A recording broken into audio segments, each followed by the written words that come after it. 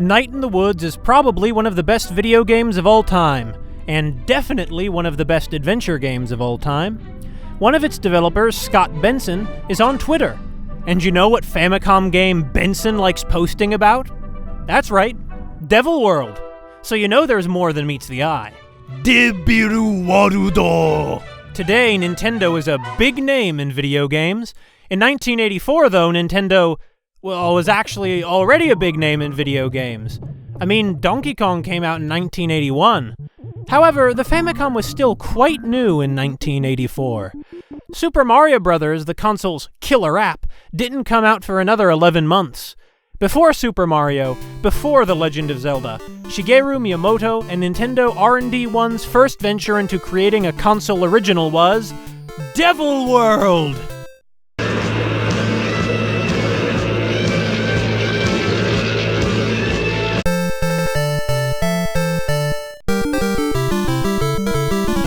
The player controls this small dragon, Tamagon, who navigates a maze. Player 2 controls a red Tamagon. Being a hermit, I have no player 2. Devil World's divided into rounds, and each round consists of 3 stages. Switching between a few possible color palettes, every one of these rounds is slightly faster than the last. The furthest I've gotten is round 12, admittedly in the PAL version of Devil World, which runs at a slower speed. Those 10 frames per second make a difference, let me tell ya. Devil World has no ending except running out of extra lives. Up to this point, Miyamoto and his team had only created arcade games, and it shows. This is a very basic game, obviously aping Pac-Man, whose Famicom port incidentally came out the same year. Where Pac-Man eats fruits that pop up underneath the ghost house, Tamagon can eat soft-serve ice cream cones that occasionally start spinning around for some reason. There were far more shameless copycats out there, though. You've already noticed how many unique ideas Nintendo's introduced to the Pac-Man formula.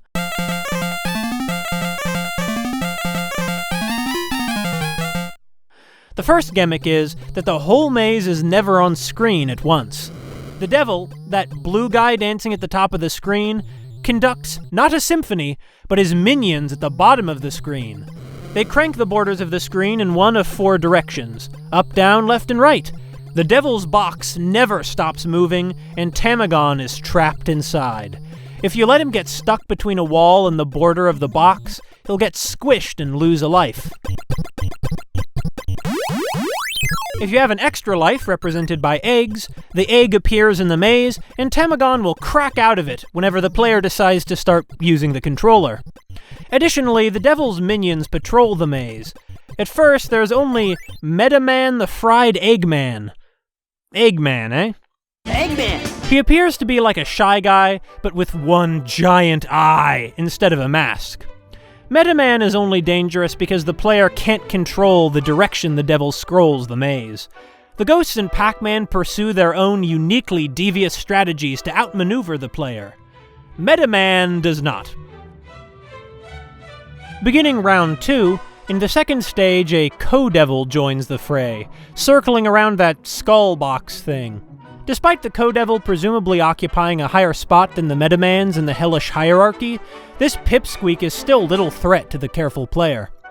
Starting in round 7, a new demon, Bon Bon, joins with the Medamans to chase you around the maze. Bon Bon's eye is apparently just a fried egg? Bon Bon actually chases Tamagon. Oh no! In the first stage of each round, Tamagon must eat all the pellets, which the instruction booklet calls Boa Boa Dots. With the magic power of the Boa Boa Dots, Tamagon weakens the devil enough to open up what the manual calls Devil Caves around the red box with a skull on it that sits at the center of the maze like some kind of demonic mockery of the Kaaba. In the second stage, Tamagon must grab each of the 4 Bibles levitating in the corners of the screen and deliver them into these Devil Caves, sealing them up. Afterwards, the devil is so distraught that he transforms into a bat and makes his escape. A nice little jingle plays too.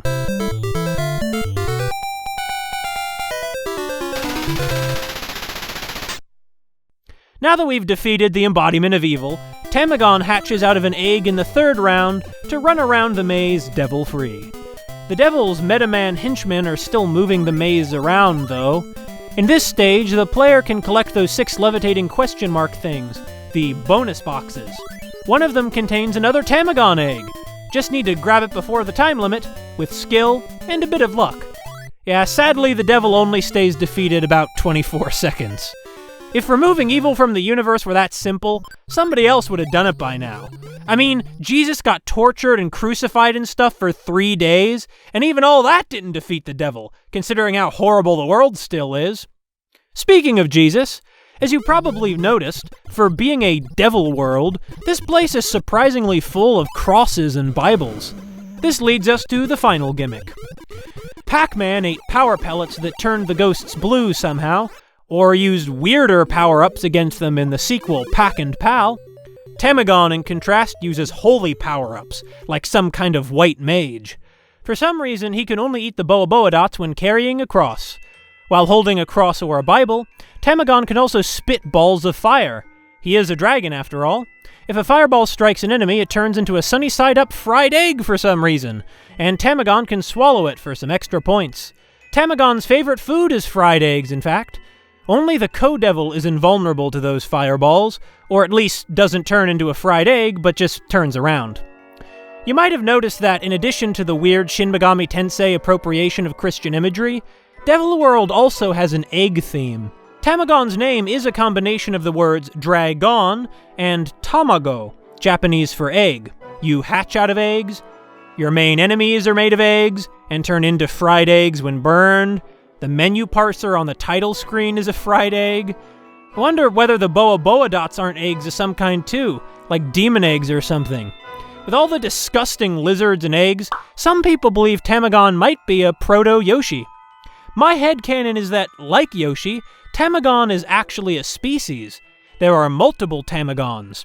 Each time Tamagon hatches out of an egg, that's actually an entirely new Tamagon, born into a hellish world to scramble around under Satan's watch with no understanding of what he's doing or why, desperately clinging to the images of a Christianity he never has the opportunity to study, as a result of his ancestors' actions, of his ancestors' foolish, headlong charge to attack the devil world. Dark stuff. Like Clu Clu Land, Devil World falls into the period where Nintendo hadn't transitioned from arcades to consoles, creating weird in-between video games that I cannot imagine paying full price for. In 1984, there wasn't yet any standard for what exactly a home console experience should look like. I'll give the developers a break, though. Several of the people who made Devil World would later make Super Mario Bros., and Metroid, and The Legend of Zelda, which defined what a home console experience should look like. Devil World is the growing pains. Though I suppose Pitfall had already been out since 1982. Night in the Woods includes a game within a game called Demon Tower. Wonder if the devil theme comes from Scott Benson's appreciation for Devil World. Video games have come so far since the 80s. What used to be considered a full-priced video game is now less sophisticated and complex than a fairly basic minigame included as optional side content. But Devil World was never released in the United States, for obvious reasons. This was the decade of the Satanic Panic. Don't know what that means? You can research that topic, if you'd like to be really sad and angry for the rest of your life. One recommended text is Satan's Silence by Debbie Nathan and Michael Snedeker. So yeah, sorry if this terrifying, shocking satanic imagery has disturbed you to your core. Though Nintendo of America could have let it pass. I mean, in 1986, they let a topless mermaid holding a cross appear in the very cool title screen of the post-apocalyptic Sqoon, so Devil World doesn't seem beyond the pale. Actually, Devil World's overall aesthetic might be the nastiest of anything Nintendo's ever created. Nowadays, Nintendo depicts the devil from Devil World like a stocky dude in a red Speedo. I like the look, but that's not how he used to be. You might not get this impression from the in-game graphics, but feast your eyes on the Famicom cart artwork. The style of the lighting causes the characters to appear grimy. The hulking devil's gross wrinkles and massive, conjoined, slit-pupil eyeballs honestly kind of freak me out. Tamagon's 1,000-yard fisheye stare is hardly comforting either. The supposedly cute animal character is clearly something totally inhuman, more like an actual lizard than Yoshi, appearing all the more alien for the recognizable holy symbol he's waving around. We can also see that the boa boa dots are actually lumpy white wads, like milt or something. Yuck. Somebody at Nintendo wanted to scare little children. Either that, or Miyamoto or whoever isn't a great illustrator. Devil World is pretty nightmarish. The opening states we're attacking the Devil's World. But Tamagon is clearly in over his head from the beginning. He should not have consigned himself to hell. At no point does Devil World allow the player to actually defeat the devil, who always remains out of the reach of our fire breath. No matter how many times Tamagon hauls Bibles into the devil caves, the devil always returns after a matter of mere seconds. Having charged into hell, believing we could destroy evil like in a typical video game, we discover that there is no escape from Devil World. Personally, if I were in the devil's position, I would just stop the box from moving, preventing my prisoner from eating any more boa boa dots until my minions killed him. Then again, I guess the devil has to leave the possibility of success open to the damned. If the prisoners of hell experienced nothing but suffering, eventually they'd get used to it, and it would no longer bother them. If, however, the devil permits a chance for the bonus boxes, for the ice cream, for clearing more stages, if the devil lets them feel hope, then there will always be hope there to crush, and the prisoners will never become numb to their torment. I call this the Tantalus principle. The lesson Devil World teaches is that, no matter your strength, attacking the Devil World can only leave you among the damned. Even Jesus, represented by the Bible and cross power-ups, cannot save you now. This isn't Cuphead or Megami Tensei, where a strong enough fighter can beat the forces of hell. In Devil World, there is no redemption. There are only your successive reincarnations that inevitably conclude with Satan destroying your soul. Abandon hope, all ye who enter here, indeed.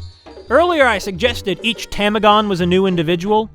However, hatching from egg after egg may instead represent the same Tamagon being reincarnated endlessly back into hell.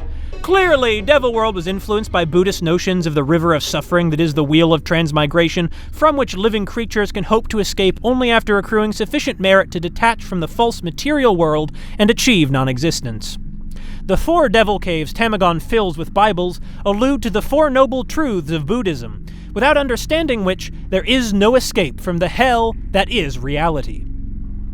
By the way, when I bought this Famicom cart, the seller included an origami crane. A class act.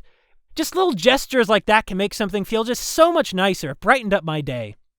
Anyway, if you want to brighten up your day with more content like this, you can subscribe to this YouTube channel, Mackerel Phones. I also have a Let's Play channel, Mackerel Undercover. You can subscribe to that too if you want to put on my voice in the background while you're slicing onions or whatever it is that you might be putting my voice on in the background for.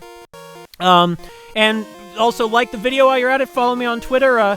The next Famicom Adventures involves watching a little girl at all times of her life 24/7, even when she sleeps.